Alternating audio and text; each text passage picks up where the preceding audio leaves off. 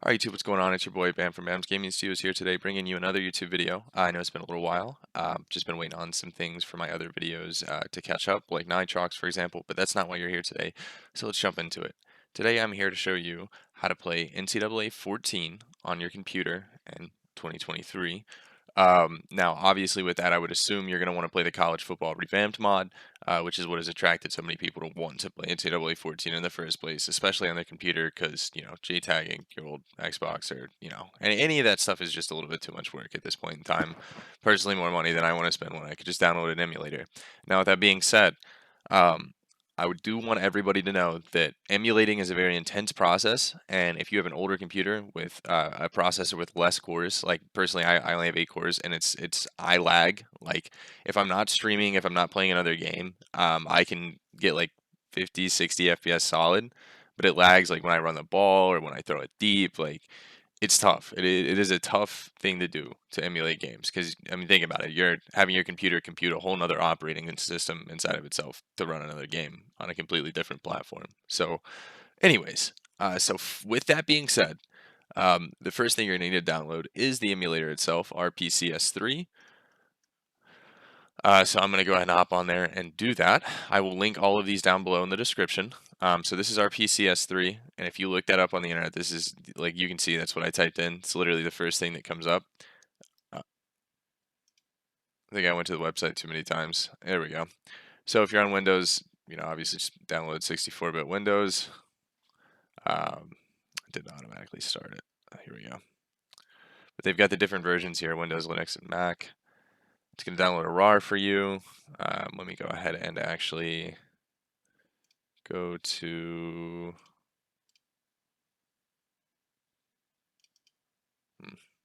here, and I will create a new folder for this. NCAA YouTube tutorial. Go ahead and open this file here as well. All right, so once that's downloaded, you're going to want to open it, and as always, you're going to need something like WinRAR. A lot of things do come in zip packages, so it's almost a necessity. I'll link that down below as well. So once you have everything in here and you open the RAR and it looks like this, whether it be 7-zip or WinRAR, you're going to highlight the files inside, drag them to your folder, wait for that to be done, and once it is, you're going to go ahead and open it up. Now, I'm not entirely sure how this is going to open because I already have this installed on my computer. It might just it's going to create another version of it. So you'll go through the setup. It's really straightforward. I guess I'll actually just go ahead and do it. Unfortunate that I'll have 2 copies of it, but okay, that's not too bad. So this is what you're going to be looking at. Obviously, there's nothing here yet, but this is going to be where you're going to put all your games, everything else. Something I'm going to skip is actually downloading the game itself and the mod because they are 6 gigabytes a piece, and that's going to take more time than we have for this video, and I want you guys to understand how to install it, not have to watch me download it. But anyways, once you have RPCS3 open, you're like 30% of the way there. Don't worry. Now at this point, you're gonna need to contain. You're gonna need to obtain a copy of the PS3 version of NCAA 14. Now, if you have a disc for it, that's perfect. You can take the files and put them on your computer. I don't personally, so I won't be like going through how to do that. But there are videos out there that show you how to do it. And really, once you put the disk in, it shows up as a drive and the game files are there. And it'll be the same process as what we're going to do here with the game files we download. Now, what I just said is I'm not going to go out there and show you. I will say the name now. If you go to Vim's layer, I'll link it in the description. I'm not going to show it. You can actually obtain a copy of the game. Now, I'm hoping that I still have that somewhere. I actually know that I have the game files, which is really all you're going to need. So this right here is going to come zipped in a folder or in a RAR like we just opened, and this folder is going to be inside of it. This is the game file. This is the most important thing. This is what we'll need to actually have it be on the emulator. So as you can see inside of it, it has the PS3 game files, and your disk copy, by the way, will look just like this. So I'm going to take this, and with any hope, I should just be able to drag the folder onto here. And as you can see, I now have NCAA Football 14 on my RPCS3. Sorry, I wasn't too sure about that one. I actually haven't done it with just the folder before. Usually I select the path, but that's the simplest way to do it, is to just drag the folder on top. So once that's on there, you don't actually want to go ahead and launch it unless you just want to play a vanilla experience, but even at that point, there still are a few other things you'll need to do. The next one being that you'll need to download the PS3 console system software. Um, they actually do have a pop-up with this, with a link if you missed this part of the video, that tells you where to go and download it from. But even there, the website's a little bit confusing because they have an unconventional method of downloading. If you read, it's not bad. I personally did it the first time and was very confused. So if you click this, you'll notice mine starts, and it might say this is a false positive. This is from Sony themselves, so you can be assured that this is safe to download. This is only a couple, like I think it's 200 megabytes. I think I just saw it. Um, if it doesn't start like mine just did, all you'll have to do is right click on it and save link as, and then it'll actually start the download. It seems kind of weird, but it works. All right, so once that's downloaded, the same fashion as you did with your game file, once it's, and again, by the way, the game files I showed you for this will come inside of a RAR, and you have to extract that file to somewhere on your computer like we did with the files for our PCS3.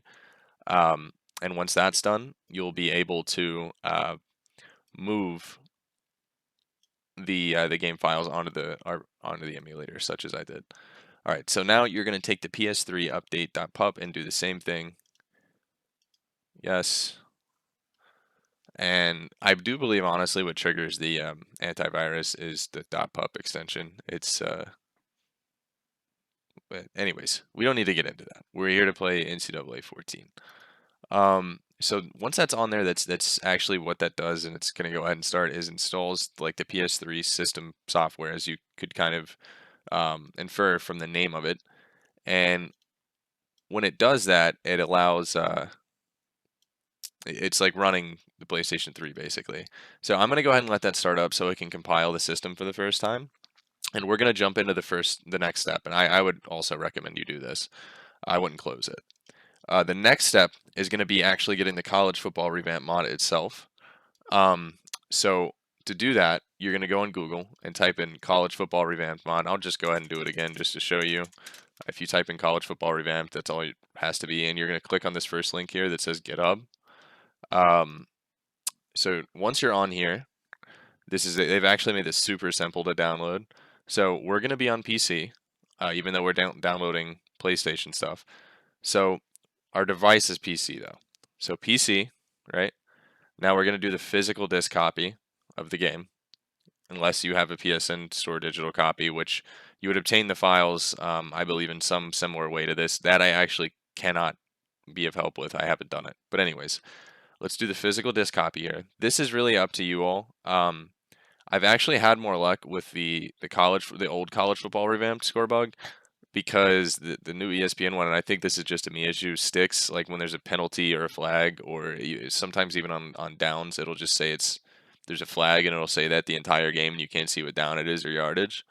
So I would just recommend clicking this one. Now you can have it map which like controller you're going to use, whether it be Xbox or PlayStation, which is nice because we're still going to be on a PlayStation version of the game. I have tried to map it with Xbox yet. I didn't have much luck with that. I don't think it actually worked. And I'm also using a PlayStation controller. So whichever controller you're using, just click on it. It'll take you into the next step. And this is where you're actually going to download it. Now, as I said, I am not going to download this because it is far, far too much. But once it's downloaded, it is going to be yet again another one of these files like this PS3 update.pup. Let me see. Yeah, no, I don't actually have it on my computer right now. But once it downloads, it'll be labeled the College Football Revamped. It'll look just like this, and you'll drag it on top, and it'll install. And once it's done installing, I am gonna do what I said not to do and go ahead and close this because there's no point. Once that's done, once you've dragged that on, it's installed, everything's downloaded, you've got the game on there, you've installed the system software, and you've dragged the College Football Revamp mod on there, you are actually good to go at that point. I am going to go ahead and open up my regular RPCS3 launcher so I can show you some of the settings I use as soon as I locate it here on my desktop.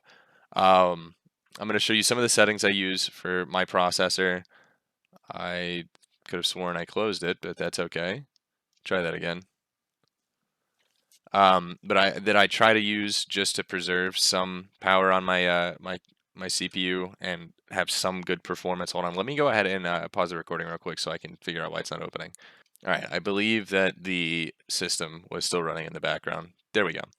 Um, so here's mine. And by the way, once your College Football Revamped mod is installed, you'll see this icon right here that says College Football Revamped. You can change the overall configuration for the launcher. I like to do it per game. I also like just to know for sure that it's launching with the custom configuration, clicking this right here. But you're going to right click on the game and hit change custom configuration. This is going to come up. So what you're going to want to do, and you can actually hover over this and read it, and it'll tell you which one is the fastest, which one is not, like if you just hover over it. Interpreter is slow here, you can see, and recompiler is, I think, the fastest option. I have this set up to 50. That's the maximum it recommends. I actually noticed a little bit of a performance increase once I did this. I also turned on loop detection because it's supposed to stop the CPU from working itself too hard. They say not to change this. If you like, you can, but and if it helps, leave it. But if you notice like negative performance, obviously take it off. This just limits the amount of threads that it can use at one time to do something to try to keep it from overloading your CPU. On the GPU end of things, you kind of want to leave everything in here to auto, especially if you want it to be like the most authentic PlayStation experience. But some of the things you can do is like turn up your anisotropic filter and your anti-aliasing. If you have a more recent GPU, like I have a 1070, so I have nothing, like I don't have anything too crazy, but it should be able to handle this on 16x, and it makes everything super crisp. It looks very nice. Um, so when you're done with all that, I'm just going to leave this here. I also like to turn VSync on just because the consoles were locked. I think actually maybe to 30 frames at that point. I'm not even sure if it was 60. Um, it definitely had to be 30 frames. I don't I don't even think that was on their radar then. But I like to leave that. It also helps with performance. If you feel like it's holding your computer back or it makes things worse, obviously turn it off. Something I struggle with personally also with this game is the audio. When it plays, it stutters just because it's lagging so much. The only thing I've been able to do is actually just mute the game audio itself, as much as that sucks. But anyways, once all that's done, you can go ahead and right click, hit boot with custom configuration. It'll open up, and it might take a little bit longer on the first time, or everybody's might take a little bit longer. I am gonna, at the moment, I'm just gonna let this start, and I'll get back with you guys. It's gonna load in here, and I don't want to waste minutes of your time waiting for it to do that. All right, ladies and gentlemen, we are back. The game is up and running. As you can see, I'm actually loading in or lagging in the loading screen here. But once you use your controller, you can press any button to start, and the game will be up and running. So some things I'm not going to go over in this video is just like roster updates and stuff. That can be a different video if you guys need help with it. There are tons of guides online. I just wanted to get into how to install it. You guys can go ahead and play. Obviously, updated rosters is kind of a big one for this. Not sure. Maybe the 2020 rosters come pre-installed with it, or 21. I'm not sure. But yeah, guys, that is how you install and get yourself on the NCAA 14 College Football Revamped mod on computer.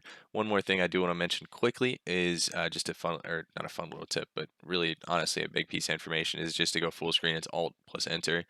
That's the hot screen, uh, the full screen hotkey for most things. So there's a little bit of information for you if you needed it. So thanks for watching, guys. I hope I was able to help you all out today, and have a good one. See you next time.